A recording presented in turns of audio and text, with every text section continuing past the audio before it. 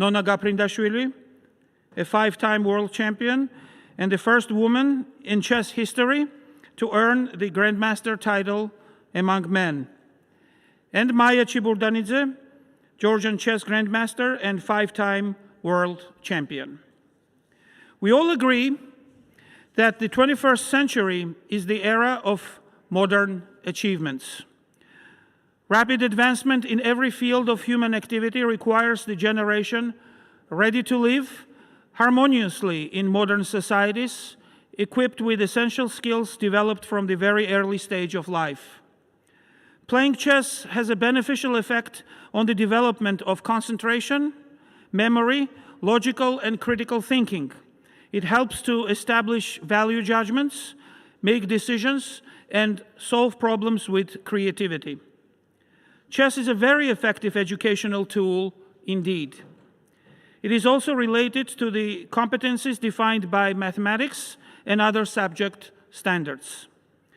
With this in mind, the Ministry of Education and Science of Georgia made an important decision to introduce chess as a mandatory subject for the first grade students in Georgian schools from 2022-23 academic year.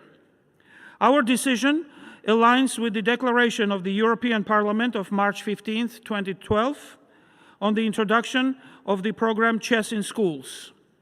Currently, the Ministry of Education and Science of Georgia and the Georgian Chess Federation are carrying out intensive teacher trainings. I am deeply honored by the special recognition for the commitment to promoting chess in schools granted by the International Chess Federation. This is the acknowledgement I highly value and cherish. It gives me a great pleasure to have contributed to the development of children by supporting chess education in schools from early age. In conclusion, let me express my gratitude to the International Chess Federation and All India Chess Federation for organizing this wonderful event. I wish all of you a very successful chess festival, and thank you very much.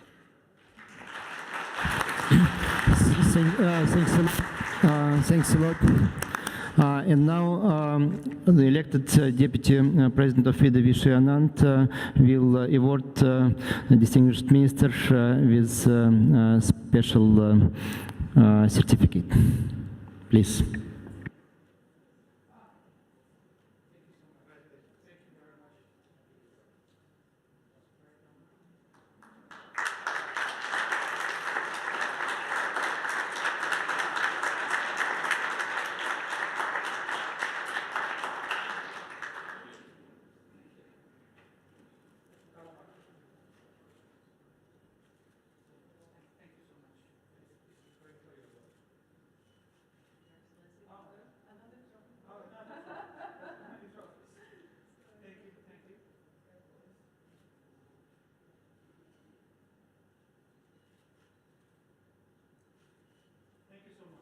Thanks a lot. Thank you a lot. Thank you for what you are doing in the Republic of Georgia, and this example of how things should be moving also in other countries where chess is still not in schools. So thank you. And now it's also my privilege to again to thank our hosts, All India Chess Federation, and also give a special Science of Appreciation Awards to the President of All Indian Chess Federation, Sanjay Kapoor, and General Secretary of All Indian Chess Federation, Bharat Singh. Please come forward to the same place.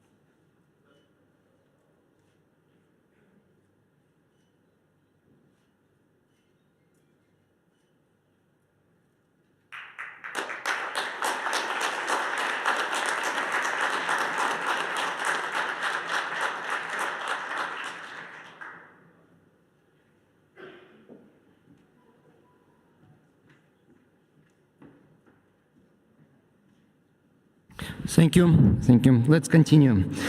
Now, item 6.1.2, the English Chess Federation's proposal. Malcolm, please.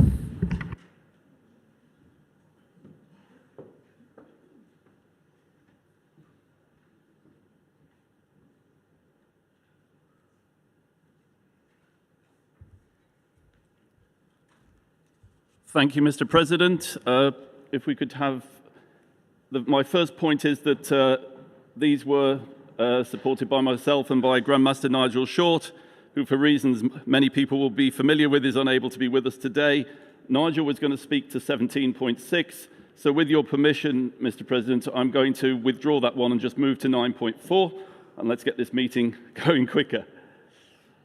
So the purpose of this resolution, it's a very simple proposal. It has a single objective, which is to make it easier for us to increase the size of the FIDE family. I want to make it slightly easier for new members to join. There are also potentially 2 or 3 countries which could join us. I've discussed this with the FIDE legal advisor, Mr. Martinov. Potentially 2 or 3 countries who could be added to the FIDE family if we pass this resolution. American Samoa, the Cook Islands, and Niue could potentially become members of the FIDE family. But the most important part of this proposal is that it may make it easier in the future for future applications for more countries to join FIDE. It will certainly avoid potential problems that they may have because of politics interfering. We've already heard of the difficulties encountered by Kosovo in many cases, even at this Olympiad. I think that this will facilitate new members coming to FIDE. So what we propose is, instead of membership being conditional on UN recognition and IOC membership, it would be either of those 2. And thank you for your support. Yeah, thank you, Malcolm. Questions or comments? Please, Alan. Please bring microphone to the first row. It's coming, Alan, it's coming.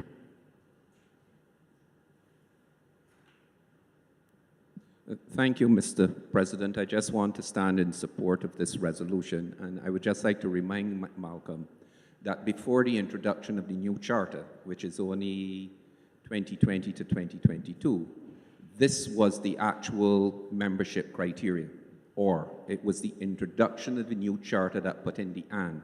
And there are other federations within the Caribbean, Turks and Caicos, for example, that are IOC members.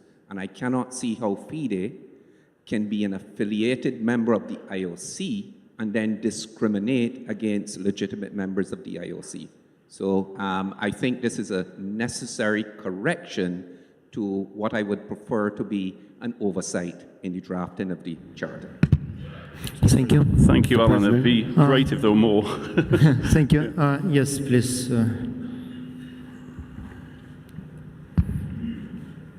Craig Skian from the Papua New Guinea Federation. On the English Federation motion to allow new members to conform to UN or IOC criteria, we welcome it. The motion is in fact very similar to another motion that will be moved by our federation. However, the PNG Federation will also be seeking to make FIDE IOC compliant in terms of existing federations, but that's a discussion for a bit later on. But on this motion, we support it. Thank you. Jan. Good morning, Mr. President, members. Ian Wilkinson. I was just checking to see if Chairman Rivelo is here. I didn't see him. He's not here. But as a member of the FIDE Constitutional Commission, I was also checking to see if Dr. Tabti was here. I'd like to indicate that the Constitutional Commission considered this matter, and we have no difficulty with this resolution. In fact, personally, I support it, and I think it's a necessary change. Thank you. Thank you. Well, yes, please, first Iran and then Macron. Hello.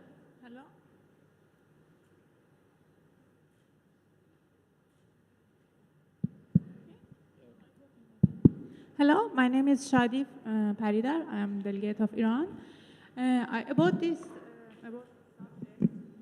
this subject, I want to claim that it's better if we want to make a subject for the federation. Please speak up a bit. Please speak. Okay.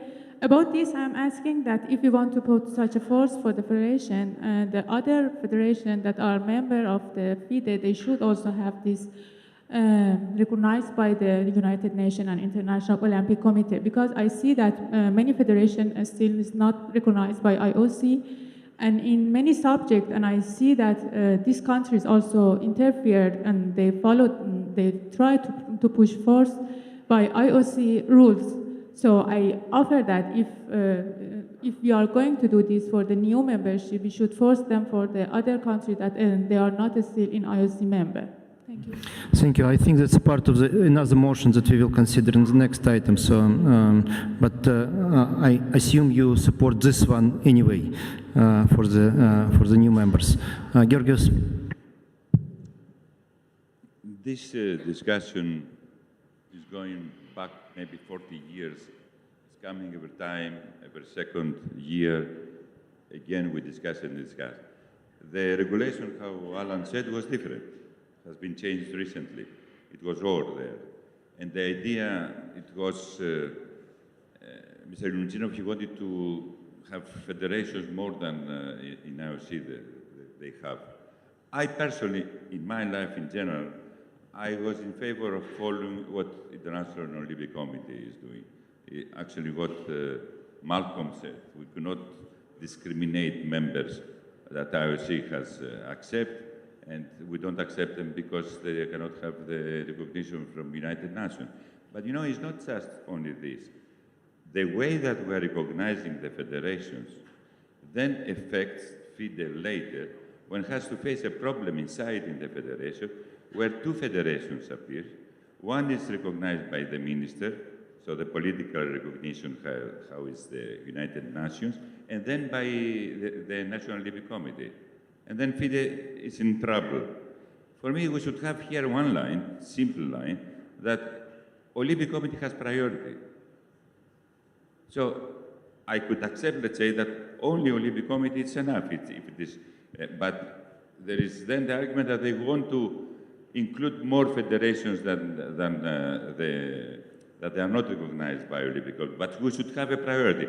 I can accept this, it was before. But we should have a priority here. Olympic Committee should be always a priority. And if we face a problem then inside in the country, that the recognition of the National Olympic Committee to the federation, this is our priority to accept the federation inside. And you know that we have several countries I know. with this problem. I know. So if we accept also this, we are solving the problems there. Thank you. I think that this matter is really important since, yes, there are countries where we have this dispute between the government and the National Olympic Committee, and we have to find the right way how to formulate that, but I would propose to request the legal team and Constitutional Commission, of course, to prepare proposals for the Council meeting consideration, since it will be difficult now to decide this without having a clear written legal opinion on that. So that's my proposal.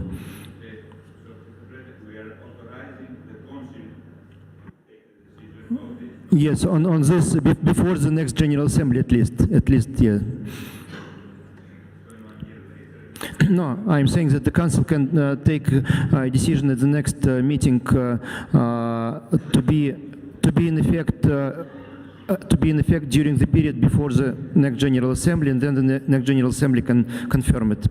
But this one I think is without any doubts. We can accept it, unless there are any objections. So if there are no objections, I would like to propose to approve this draft resolution. Who is in favor, please raise your cards.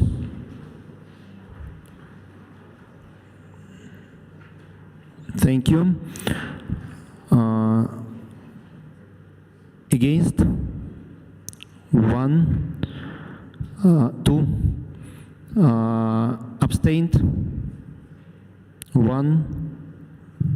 Okay, with 2 against and 1 abstention, we approve this resolution. Thank you. Next item is 6.1.3, the Papua New Guinea Chess Federation's proposal. Please present the proposal. Yes, please come here. Or you can speak from the row. Yeah. Please give the microphone to the middle of the floor. Craig Skean again. The reason I voted against the last one is because I wasn't quite sure whether that would override the subsequent motions, but apparently it doesn't, so that's irrelevant. First of all, I'd like to introduce Mr. Fume from the Togo delegation, known to his friends as Noel. He's an international chess arbiter, a candidate master, an instructor, and a member of FIDE's Social Commission. He was elected General Secretary of FIDE at the 2018 Congress in Batumi, Georgia, but subsequently resigned over policy differences. He passionately believes that chess needs to be a truly global sport. Yesterday, an open letter was circulated to delegates, co-endorsed by Mr. Fume. It sets out how no European federation was willing to endorse his bid to be a candidate for the FIDE presidency at this year's Congress here in Chennai.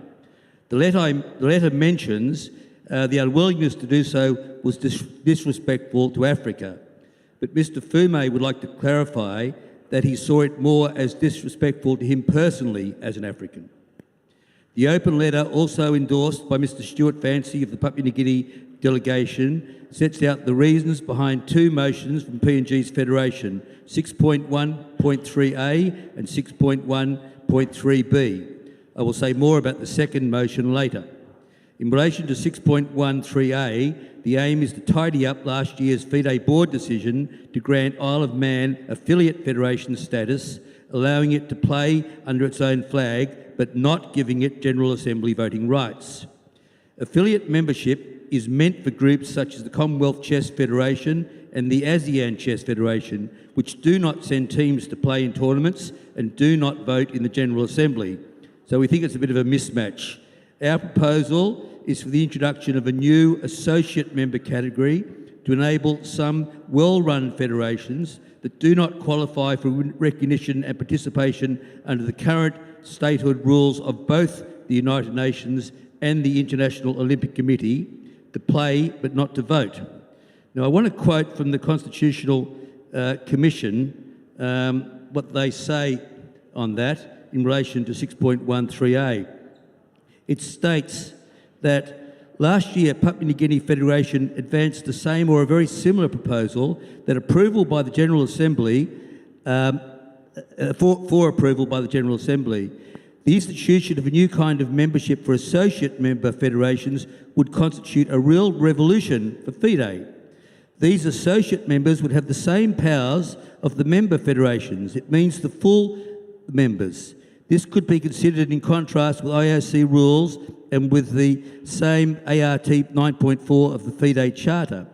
The aims are probably at the basis of this proposal seem already satisfied by the Institute of Affiliate Association. Now, I just want to point out that that resolution, 6.1.3a, does not provide for full voting rights for any new associate members. I suspect there's been a misreading of the PNG motion, an accidental misreading. We're not being overly critical, but if you actually read the PNG motion, that's not what it says. It doesn't say that affiliate members would have full voting rights in the General Assembly. So I think it's just an accidental misreading of the PNG motion. I think it would be more consistent for new members than the affiliate member status, because the Commonwealth Association and the ASEAN Federation are not entitled to send teams to the Olympiad and other tournaments. So this would be more appropriate. And as I repeat and emphasise, it does not afford voting rights to this new criteria, associated membership. Thank you. Thank you for your presentation. Again, there are a few things here, but I hope all delegates understood the proposal. I already mentioned that the part related to not just new members, but old members will lead to taking quite a few federations out of FIDE family. I personally cannot support that. And each family member here, each member federation is important for us, and I will protect every member federation of FIDE from things like that. Also, I know that the Constitutional Commission had a discussion about that. Jan, can you, Mr. Wilkinson? He cannot hear me. Jan, can you give the Constitutional Commission opinion about Papua New Guinea proposals, about association members, the new term, and about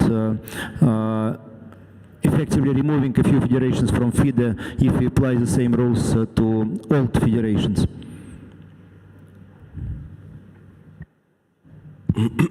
Sorry. Thank you, Mr. President. Just to be precise, as actually pulling up the report, just to double check. Yes, please. While you are searching for it, at the council meeting, it was made clear by the chairman Rivella that the Constitutional Commission could not support these proposals. The Constitutional Commission was not in favor of this proposal. Just to summarize, but please. Yes. So, as the Constitutional Commission on which I sit, chaired by Mr. Roberto Rivello, and also having Dr. Marwan Tabti, we considered these matters very, very carefully, looking not just at the history, but also at the charter. And we made a decision on this, which was captured by the Commission's report, which is an annex to the agenda. It's dated the 10th of July, and excuse me, we felt that having regard to the nature of the resolution, the current charter, we could not support this particular proposal when we considered Annex 6. The relevant rules. So the reference to the associate member status, for example, it was our view that how it was worded, and having regard to the IOC rules, and especially also rule Article 9.4, which was just considered, the Constitutional Commission, Mr. Chairman and members, we did not support this proposal. Thank you. Thank you. Thank you. Patrick Van Holm, please.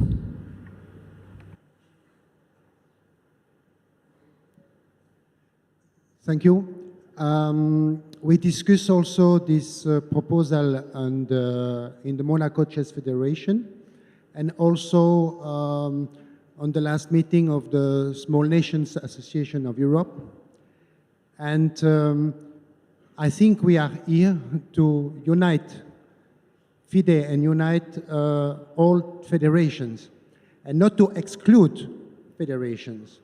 So we all are against this proposal. Thank you. Thank you. I will give you the word after all other delegates will who wants to say something will say something. So any other opinions, please? Well, basically you already expressed your opinion, but you can repeat, of course, if you want. No, I just wanted to say that, okay, it's okay, we want to have a more federation and we be same family. But I want, for example, about the subject, about the Russian team or anything, that we are going to rely on IOC rules. The IOC members decide about it, not the other people that they are not IOC member and they decide for the IOC topics. So you can put this, okay, I can say that we don't want to say the new federation don't come, But if they come and they have the same right as us, that we are an IOC member, I want the IOC member to decide about the IOC subjects. Thank you. Thank you. Well, on that, IOC have a set of rules that, well, some of the rules are requirements, like that everyone should follow. Like, for instance, anti-doping rules, we are recognized by IOC, including with our commitment to follow anti-doping rules. We have signed anti-doping code, and we have to follow it. IOC also has general principles of membership that, of course, we follow, but they give substantial freedom to recognized sport federations in this regard, and also they do recommendations that we can both follow or follow with reservations. So we should be precise regarding which rules we are obliged to follow and which rules we should or can follow with certain reservations. So unless there are any other comments, the floor is back to Papua New Guinea, please. Yes, please. I think there may... Hear me? Hello? I think there may be a bit of confusion here. I thought we were discussing the first motion, which is 6.13A. 6.13B is a completely different motion that relates to taking away the voting rights of about 24 existing federations. I thought we were having discussion of 3A first and then 3B. But anyway, just to repeat, in relation to 3A, it only gives the same criteria as the affiliated status. It doesn't change it. It's exactly the same, except it's got a different name. It doesn't give voting rights. It's just the same, it's just a more opposite language. So the actual 3A is innocuous. It's the same as the affiliated status that already exists. Now 3B would be more controversial. That proposes would effectively extend the definition of the English motion to existing federations, including Jersey, Guernsey, Wales, Scotland, and England, and a couple of dozen other small federations. They would be able to play under their own flags, but they wouldn't have voting rights in the General Assembly. The motion is not meant to be vindictive. It's not a matter of personal animosity. We all have friends in the small delegations that do not meet UN or IOC criteria. We wish them well and want them to continue to be able to play chess at the international level. The aim of the motion is to bring FIDE closer to IOC compliance in order to advance the historical objective of chess becoming an officially recognised Olympic sport. This, of course, is a democratic gathering where delegates are free to put their own views and perspectives. There is the option of voting in favour of the English motion and the two Papua New Guinea motions, or one, or all three, or voting against all three. But the Constitutional Committee report seems to make the 3A as the radical proposal, and 3B, it states that they don't have objections. Now, in relation to 3B, I'll read what it says. This is the Constitutional Commission report. It says, for new members, the country of the Federation must be a country recognised by the United Nations and the International Olympic Committee. Papua New Guinea member federation proposes to delete the word new and to add the word or after the word and as follows. For members, deleting the word new, of the country federation must be recognised by the United Nations or the International Olympic Committee. The first change seems aimed to avoid possible misunderstandings regarding current member federations. The second is a discretionary choice that is not in contrast with FIDE rules. The Constitutional Commission has no objection to submitting this proposal, which I would argue is the stronger and more radical proposal. The Constitutional Commission has no objection to submitting this proposal to the FIDE Council and the General Assembly for their respective consideration. Now, I'm not sure how this advice came apart, but it seems to be quite contradictory. Thank you. Yes, as far as opinion of the Constitutional Commission is concerned, there was strongly negative opinion regarding the first one, which is point A, and the Council agreed with negative attitude toward this proposal. The Council did not approve that and doesn't recommend the General Assembly to approve the proposal A regarding associated member status. Well, even if rights are the same, it's like people of the second sort, as people of second level, and it's not going to be appreciated by anyone. We are all equal. We are all equal, and that should, from my opinion as FIDE president, should remain the same. We should remain equal in our names and status. The second proposal is about applying the rule that we just adopted for new members, for all members, which will imply that we should wish well to some federations, but exclude them from our family. I'm strongly against this proposal. The Council is strongly against this proposal, even if it is legally okay, as Constitutional Commission has stated. There are no legal issues here, but there is a strong political position of the whole Council, and my strong position with the President. I'm totally against this proposal to exclude some national federations.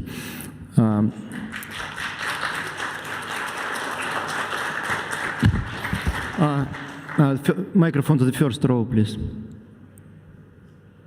Please, microphone to the first row. Yes, it's coming from behind.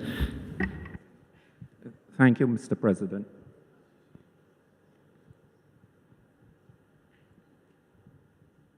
Unfortunately, it can get a little confusing when you have very important resolutions all mixed in the same document. So I'll start from the back, the one that you're saying. I don't think it's accepted practice that when you change a rule, you then go back retroactively and start to kick federations out. I agree with you 100%. The IOC and FIDE was created in a time when many of the faces you see around the table, represented countries, did not exist. And their rules have changed over time, and therefore the rule for entry is the rule for entry today.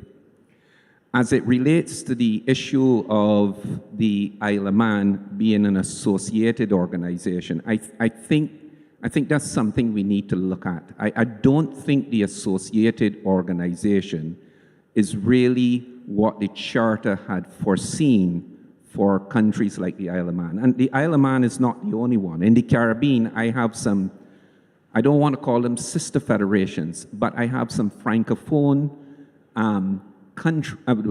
islands and territories that I would love to include in our region to play. Martinique, Guadeloupe, French Guyana.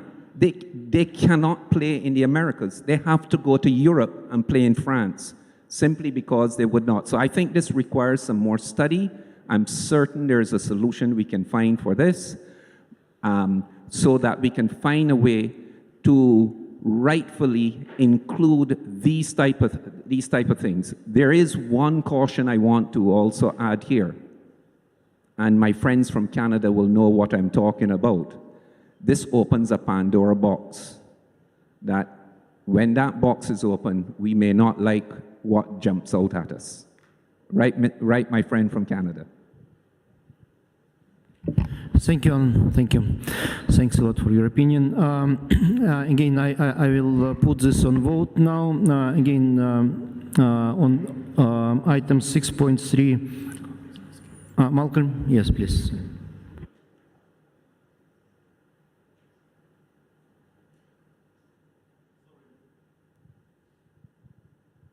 Sorry, Mr. President, but just one more thing to add to this debate. Thank you for your support in decisively rejecting this proposal, which would take out some members of FIDE.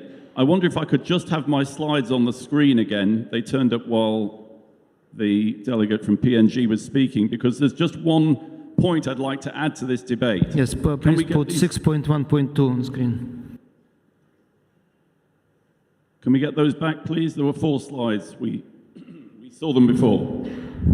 Well, if it's difficult for us to get them, let me just make the point verbally, and that is that we had a very similar resolution last year from Papua New Guinea, and frankly, a lot of federations are affected by this. I'm thinking my colleague in the Faroe Islands here.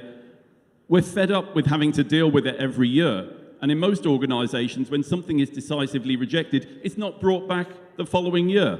And so hopefully when we vote to reject this resolution which would exclude existing member federations, then I should correct you, sir, we will not be in accordance with the IOC, because as slide number 3 did show earlier, the IOC does not retroactively exclude members. So we are aligning ourselves with IOC policy.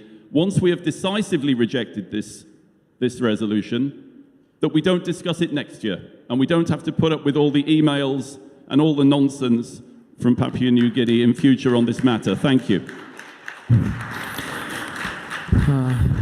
Thank you. Well, let's not make it personal in any way, please. Yeah, thanks a lot.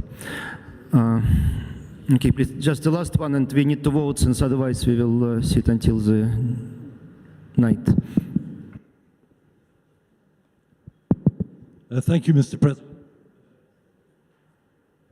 I'm not sure if this is working correctly. My name is Graham Boxall. I'm from the Federation of Jersey, one of the potentially affected federations if this particular 9.4 proposal of Papua New Guinea were to be passed.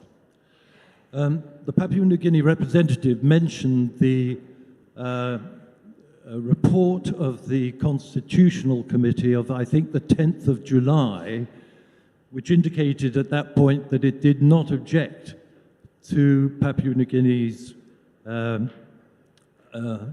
suggested removal of the word new from Article 9, Spot 4 of the Charter. I'd just like to draw the Assembly's attention to the Constitutional Committee's further report of the 3rd of August, which is in, I think, Annex 6, Spot 1, Spot 3. And I'll just read, if I may, a short section of the second paragraph of that report. It postdates the 10th of July report of the Constitutional Committee, and it says this: the proposal of Papua New Guinea to modify Article 9.4, the FIDE Charter, namely to delete the word new, I summarize, has created many worries among various members of the member federations and delegates. The CC, the Constitutional Committee, opines that, if approved, the modified rule would not be applicable to current FIDE members.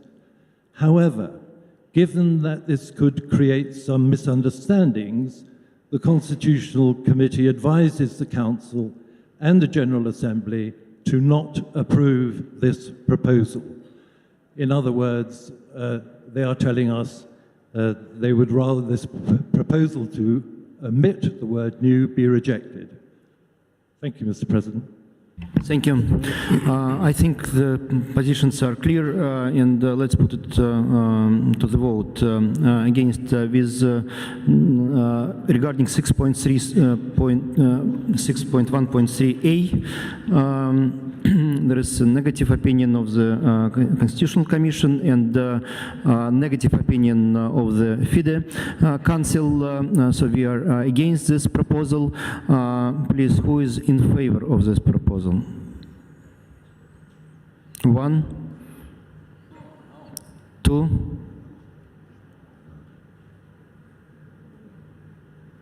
okay. Who is against this proposal? Thank you. Abstentions? 2. 2 abstained. Thank you. The proposal is not approved.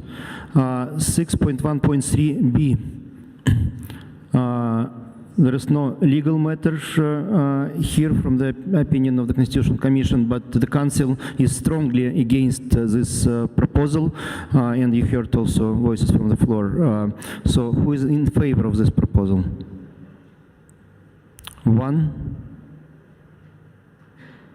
Who is against this proposal?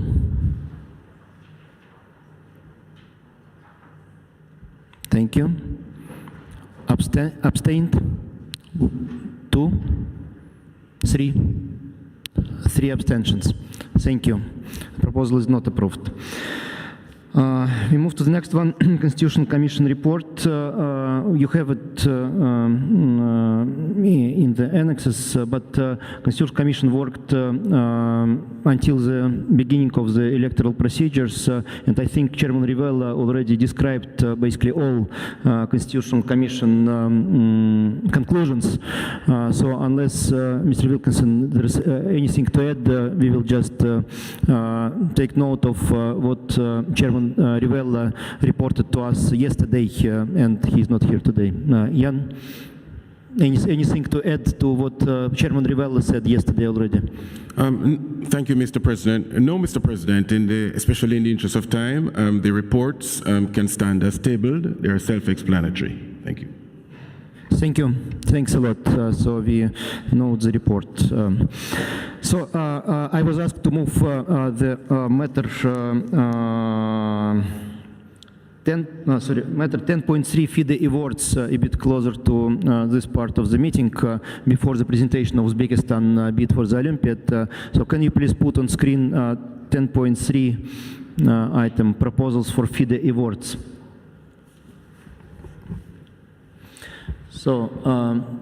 So the proposal to the General Assembly is to nominate the following persons as honorary members of FIDE for their special contribution to the world of chess.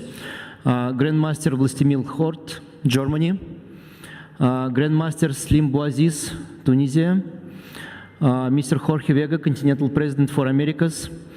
Professor Kurt Jungwirth, Continental President for ECU during the long period of time, and I think the creator of ECU, and Mr. Abraham Talentina, Zone President and Council members of FIDE for many years as well.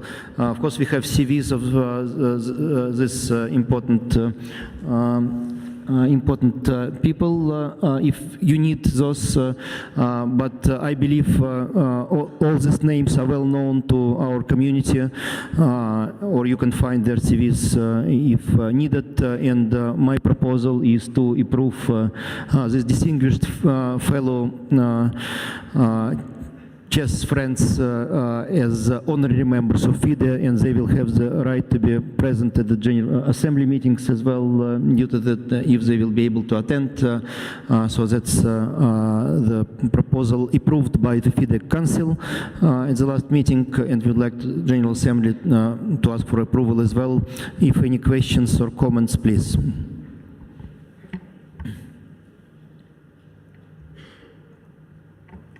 Okay, no questions or comments.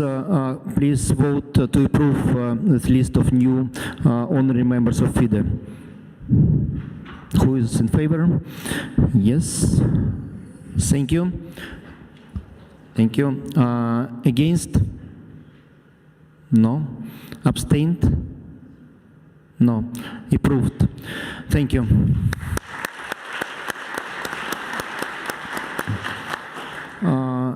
And also, I would like to inform you that the Council also approved a few names for friends of FIDE. I don't know whether we have it on screen. If not, okay, I will. Well, you will be able to find it in the publication on the FIDE site, since it required only a Council decision, didn't require the approval of FIDE, and we gave also a few letters of appreciation to a few of our fellow members. So thank you, and we move now to the presentation of the bid of Uzbekistan Chess Federation to host the FIDE Chess Olympiad 2026. Please do the presentation, Mr. Minister, please.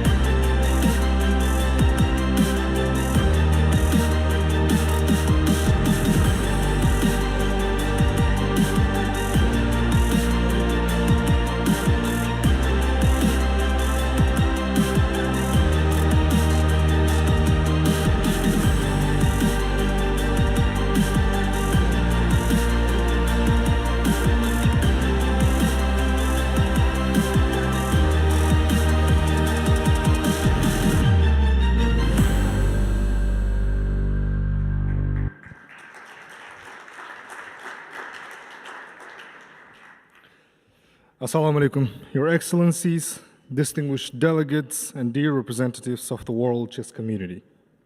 I think now is the best time to once again congratulate Arkady Vladimirovich on his successful re-election as FIDE president and the FIDE new team. We express our deepest gratitude to Indian side for such a warm welcome in Chennai and the FIDE team, who I have seen barely slept, to make it comfortable for us to work, to stay, and I think they deserve rounds of applause.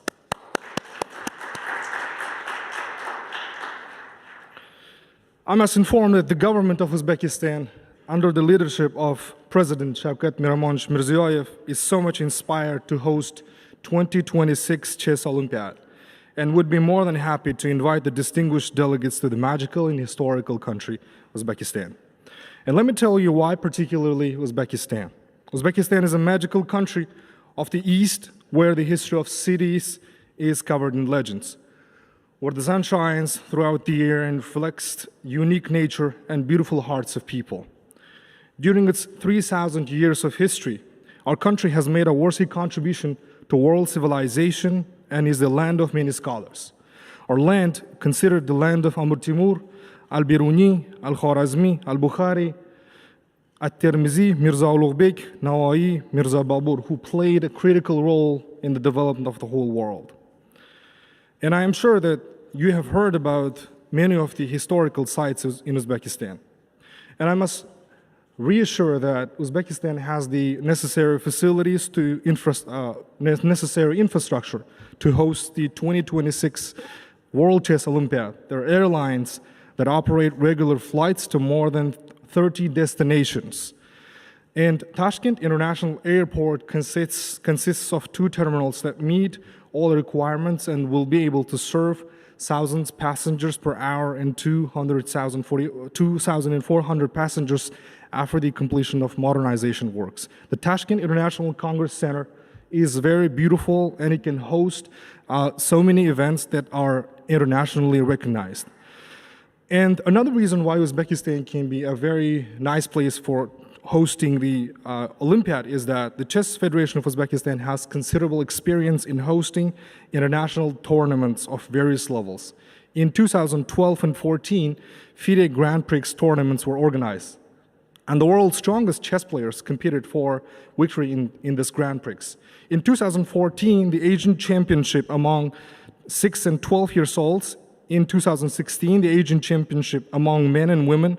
In 2017, the West Asian Championship among 6-20 years old. In 2019, Uzbekistan hosted another event, and soon will host the Asian Championships among school children.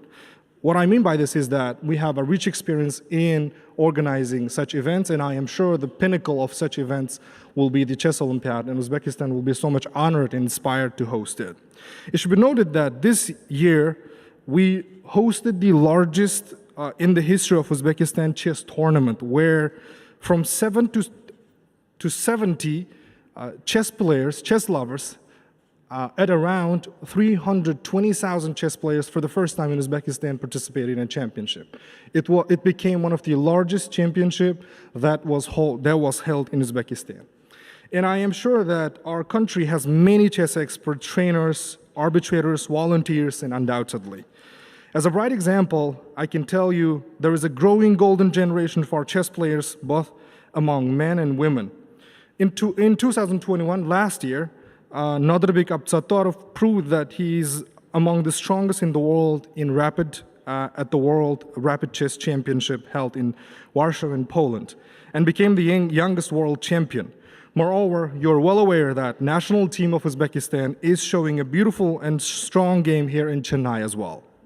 Dear delegates and representatives of FIDE management, expressing that Uzbekistan will be very happy to see you in 2026, we would like to introduce the rich cultural history of our country, ancient monuments of Uzbekistan, traditions and customs formed over thousands of years, natural and sweet fruits, Uzbek cuisine that its taste will be remembered for a lifetime.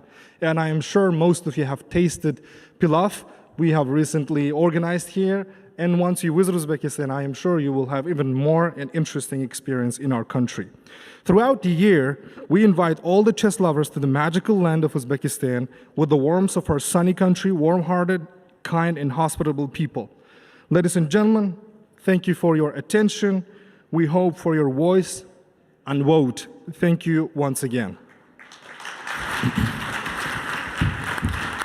Thanks a lot.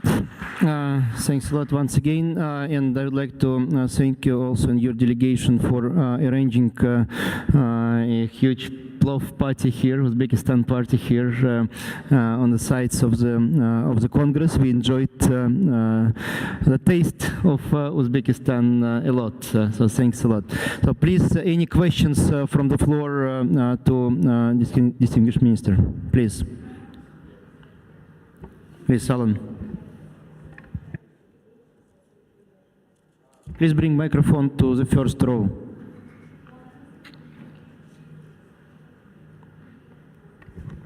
Thank you, Mr. President. I just wanted to ask for two clarifications. Destinations, 30 destinations, as a federation coming from the Americas, and knowing the challenges many of our federations had to get to India, which is not as far away as Uzbekistan, could you give an idea of what are some of the major international hubs that have direct flights to Uzbekistan? And what is the plan around hotels? I saw the beautiful convention center, but in terms of the hotels and accommodation, what is the game plan around that? I'm sorry, can you come again? I couldn't hear you well. I mean, there's a voice problem. My apologies. One, in terms of international flight connections, what are the major destination hub airports that have direct flights to Uzbekistan? And what is the game plan around the accommodation aspect in Uzbekistan in terms of hotels, etc.? Yeah. I saw the wonderful image of the convention center, but what's the plan around the accommodation and the hotels? Yeah, thank you. Yeah, it's clear. Can you go back to the presentation as well? I mean, we've shown some of the examples. With the flights, Uzbekistan has, as I said, directly works with 30 countries, and mostly the transit was Istanbul. I mean, it's very easy to reach out to Uzbekistan quickly. We often choose that, and Dubai as well. I mean, there are two countries often play a transit role in Uzbekistan's travel to other countries. But from Europe, except as well, that, from Europe as well, of course. Yes. yeah. Except that Tashkent and Samarkand has direct flight with many countries, including United States and other many European countries as well. And Samarkand as well has, but until that time, I'm sure the destination numbers will increase as well, because Uzbekistan is focusing more on developing tourism with other countries, considering that country is very stable, politically stable and secure. I'm sure that in the coming years, the opportunities for the country to connect its airlines with many other countries will be even easier. So there will be no problem with that. And the second thing about the accommodations, we've chosen two important locations, either Tashkent or Samarkand. It's up to your wishes as well, because Tashkent is a modern city, it's the capital, and it has all the facilities and opportunities, including the subway and taxi system, and everything is okay. Besides, Samarkand is a growing city after Tashkent, but with more historical interest. I mean, you go to city, you feel yourself in a magical land where you go back to 1,000 years and you see the buildings are gigantic, and this gives you a certain different feeling that you're feeling yourself as in the past. So both regions are well organized. I mean, they're all facilities and accommodations. There'll be no problem with that as well. Besides, the government of Uzbekistan is very responsible for such matters. We have all different events, and I can't remember last time we had such a problem. Thank you. I would like just to comment personally that I've been to Uzbekistan a couple of times last year, and I was amazed by the conditions that were created for conferences and forums, both the Congress Center and hotels.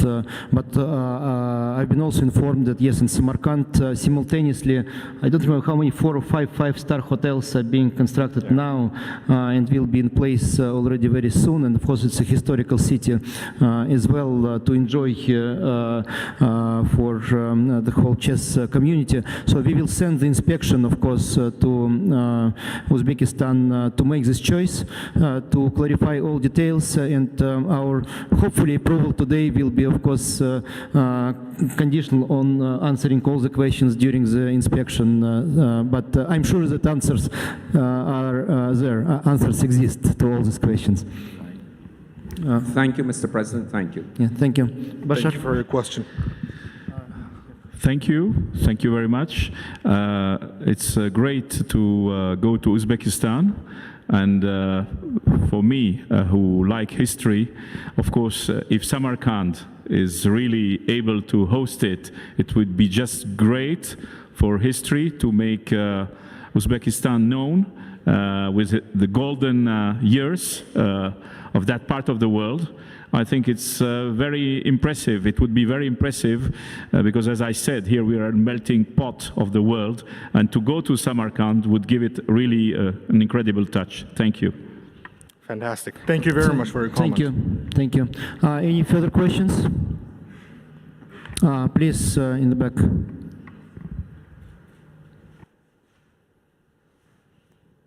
Thank you very much, Mr. President. To the representative from Uzbekistan, I'm aware that a number of Caribbean countries do not currently have diplomatic relations with Uzbekistan, and as a consequence, your immigration stipulations may require for certain visa restrictions.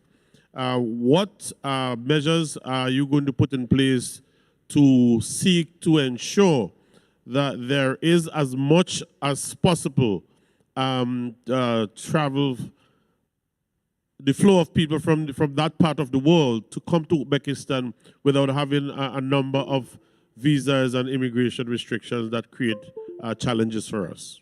Yes, thank you. Well, in the letter of guarantee, of course, the government guaranteed resolution of all these issues, and I hope that, as in many other countries now, the electronic or on-entry visas will be provided rather than going to the embassies everywhere in the world. But please, maybe you can comment. As I understand, you're asking a question about visa and immigration process, right? If that's going to be easy or hard. Yes, yeah? That's a question. Yeah, very nice question.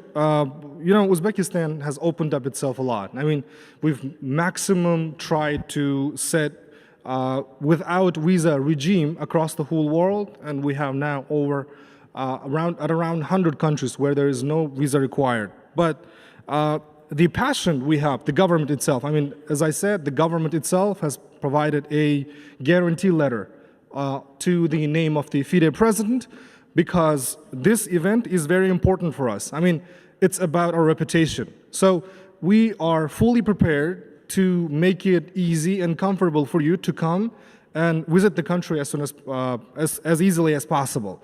That's why I think there will be no problem with that. Besides, the system is there. I mean, it's working. There is no any conflict or any problematic situation in Uzbekistan. It's easy, but the only problem that could arise is the transit with the countries. But still, it's with transit countries, it can be 2 hours or 3 hours, and that's not going to cost you a lot of hours. I mean, that's going to be easy. The most important thing is, another element I have to mention is that you see the climate is changing. It's getting hot and hot. So we have to also take it into consideration with the weather of Uzbekistan. With the FIDE's recommendation, we will organize it as much mild as possible, where there is between spring and the summer probably, where it will be very beautiful in the country and you can visit as well. I mean, we consider these details as well for your information. Thank you. Thank you. And again, this will be the subject of my meeting with the government of Uzbekistan when I will go there with a trip to check everything. Lekan, yeah, please. Hello.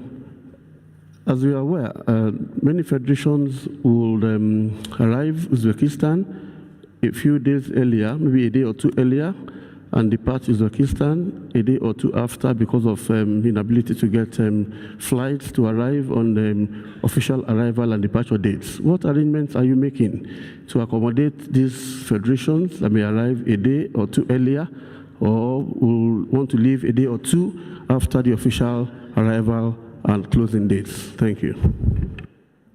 I'm so sorry, I can barely hear you. There's probably audio problem. So what was the question, please?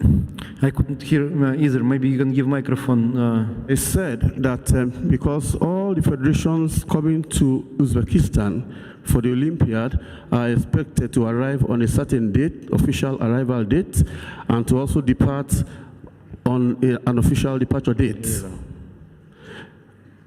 Because of flight inability to get flights, all the federations cannot arrive because of the number of people coming to Uzbekistan.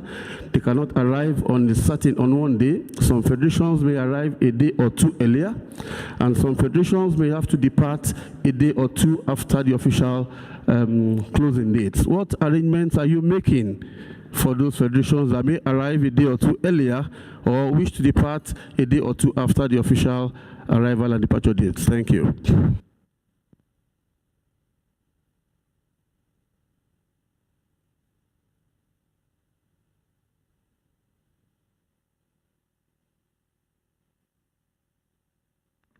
Now I understand the question.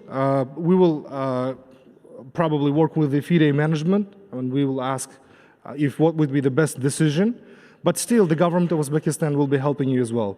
I mean, there will be no problem with that. As I understood clearly, your question is one day earlier you come, and a day later you travel back, and you're asking for accommodation and flats, the cost to be covered, right?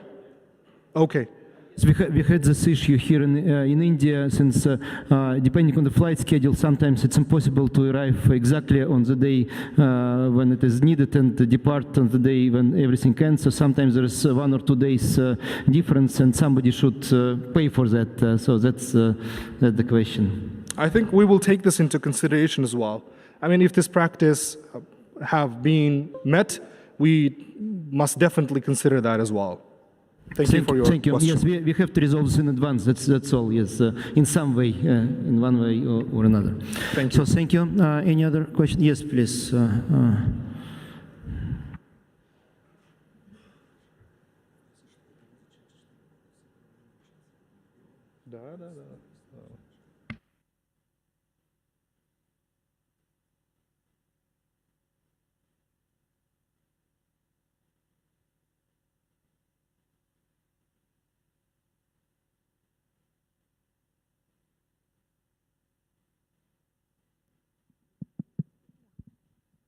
Hello. Actually, I don't have a question since I traveled to Uzbekistan a lot and I participated twice in the big international events in Tashkent. I can assure, like one of them was EBRD annual meeting. If you become a member of the international event, you become automatically a VIP guest in Uzbekistan because the hospitality level is top. And if it is under, and I know it's under the president of Mirziyoyev, he is a very well respected and very responsible government in the area. You can be sure that everything will be on the high level. I'm sure that 100%. So thank you very much. I hope this makes decision making more comfortable and easy. Thank you. Thank you. Thank you very much. Thank you. Thank you very much. Let's take one more question and maybe we can move to voting. Mr. President, actually, I like to mention Mr. General Hussein here, because always when we were traveling to Uzbekistan, he was welcoming us with warm welcoming.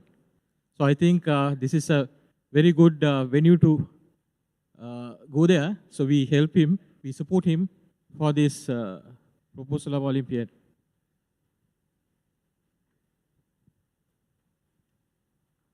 Thank you very much. Thank you. Thank you, Anastasia. and dear friends, first of all, I would like to thank Uzbekistan Chess Federation for the great presentation. And in past, I was involved to bid for one of the Olympiad. I know how difficult it's to organize such a high-level event, and especially information that you could provide non-visa entrance for most probably for all participants. I think it will be really appreciated. And I've been myself a few times in Uzbekistan, and I'm assure you that it's the highest level of hospitality and safety in this country. So I fully support this bid, and especially next Olympiad we will have in Europe and Budapest. And I think for our region, for Asia, it's very important to have this Olympiad in Uzbekistan. Thank you so much. Thank you.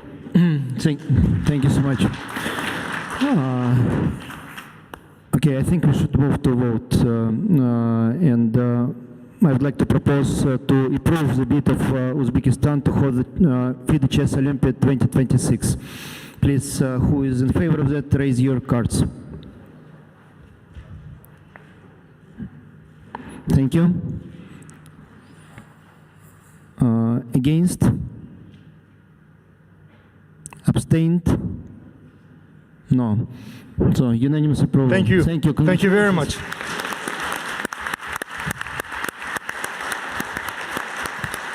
Thank you. This is a great honor to be here to earn your respect and trust. I hope that the government of Uzbekistan, I believe that the government of Uzbekistan and the President Mirziyoyev will have all the support, and this will be one of the best chess Olympiad in the history. I am sure that all of you will have a very unforgettable experience in Uzbekistan. Thank you once again. We invite you cordially. Thank you, and thank you. And also my personal and special thanks to Husan Turdaliyev, who is with us so many. Who is with us so many years. Real appreciation to your work, and hope you will be around in 2026 to organize this. Thank you.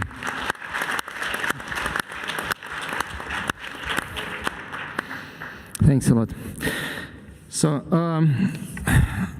we will not spend too much time on other items. Those items are more for information. I will just quickly inform you about the major tournaments for the upcoming period, and including the Olympiad 2024. Regarding 22, we have a few things to deliver in terms of major events. One is the women candidates matches, and we already announced the first part in Monaco, and we are still choosing the place for the second part of the candidates matches. There are a few options available. We will do it very soon, in the next few days, hopefully. Women Grand Prix, I already said that we have 4 locations, Germany, Poland, Kazakhstan, and well, with India we are concluding discussions, hopefully today or tomorrow that will be done as well.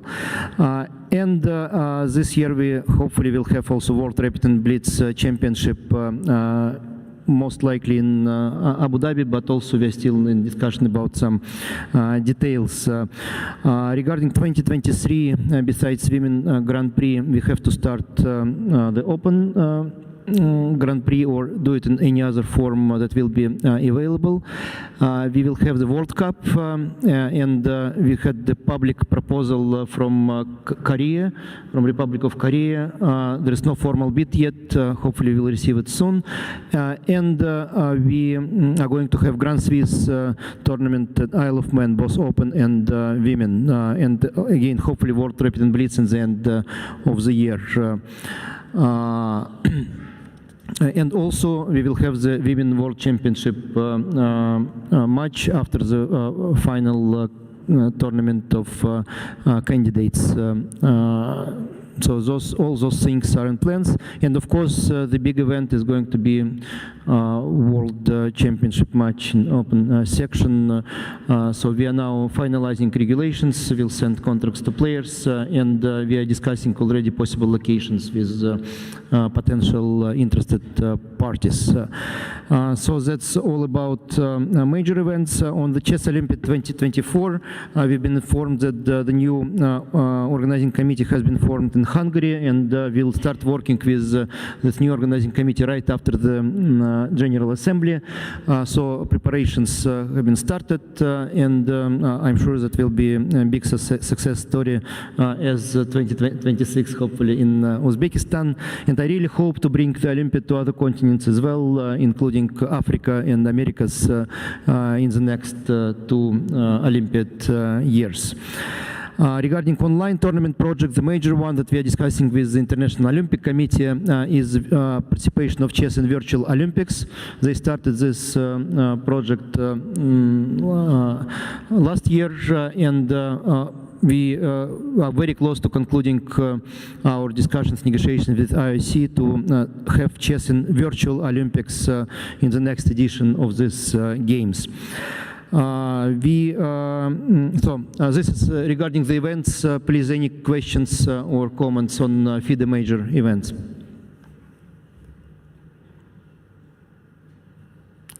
If there are no questions or comments, we will continue preparations to all these events. We'll inform you about how it is going and invite you to participate in all major events. So we have reports of the continental associations, of course. I don't think we need a formal report, unless Zurab or Lewis would like to say something. Yeah, please, Zurab, you can start. Thank you, Mr. President. Just adding, because we had the European Chess Union General Assembly, 23rd of July, where only one ticket was presented and elected by majority, of course, of delegates. 49 countries, they attend General Assembly. Ticket got 44 votes, clear votes, 3 was invalid ballot, and 2 were against. So, besides all this, what I want to inform you, which is important from the General Assembly, that as usually, with our invitation, it was our pleasure that FIDE President and Deputy President, with few other Vice Presidents of FIDE, they attend our General Assembly, and Mr. President make his welcome speech there. Of course, we invite all 54 European federations, and I was very happy when Belarus Chess Federation accepted our invitation and they attend our meeting. So there was in agenda question regarding the removing all sanctions. We have a meeting with Belarus Chess Federation. We tried to negotiate. We tried to make little better modification of the sanction for Belarus, which actually is connecting with the young kids and disabled people. From Belarus Federation, our proposal in the negotiation was rejected. So the question which they tried to pass through the General Assembly was that complete removal all sanctions, and our delegates they vote 37 against 2 in favor of the previous decision, which gives now full authority of the sanction against Belarus and Russian Federation. So that's what I want to inform you. Thank you, Zurab, and congratulations with being re-elected as Continental President for European Chess Union and being the Council member for next term. Congratulations. Luis, you want to say a few words about Africa? Basically, we had our elective General Assembly on the 5th, and we elected the first woman to be Continental President for Africa. She and her team received massive support. I'd like to congratulate Sapiso and her team. And basically, we going forward, and the team is united.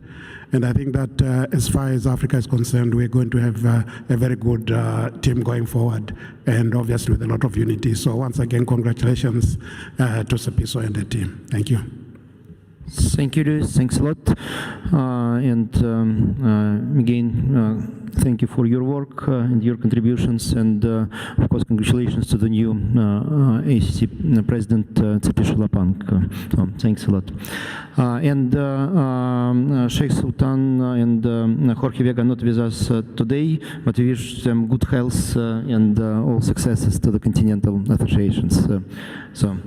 Thank you. And we can note Continental Association reports and congratulate them with continuing chess development in the member countries, unless there are any objections on that. Okay, so no objections, I take it, and we go with it. The item 10.1 is very tricky one. It's about missing president 1939-1946. Our historical committee made an investigation into the documents regarding this period, and it appeared that when the First World War started, was a decision of the General Assembly in Argentina to appoint a president, new one, instead of Mr. Roy from Netherlands, who stayed in Europe because of the First World War II. Sorry, not one, but of course World War II, and that means. Probably, let's put it this way, that we had another president of FIDE during this period of time. At least that's the conclusion of historians. We discussed this at the council meeting, and our decision and proposal was to publish all those documents, have a public discussion. Maybe some other historians will find some other documents, and that subject will be of interest to many people in our chess community and in historical community.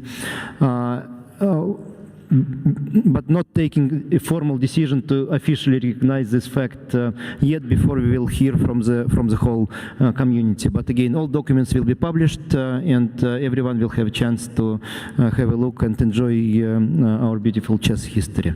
So that's about this subject.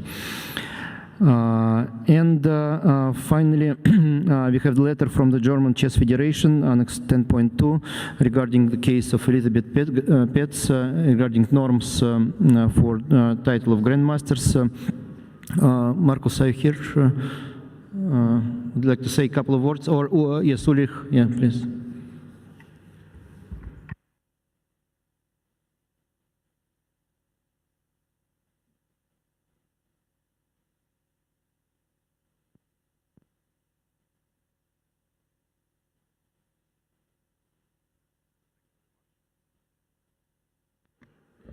Thank you very much.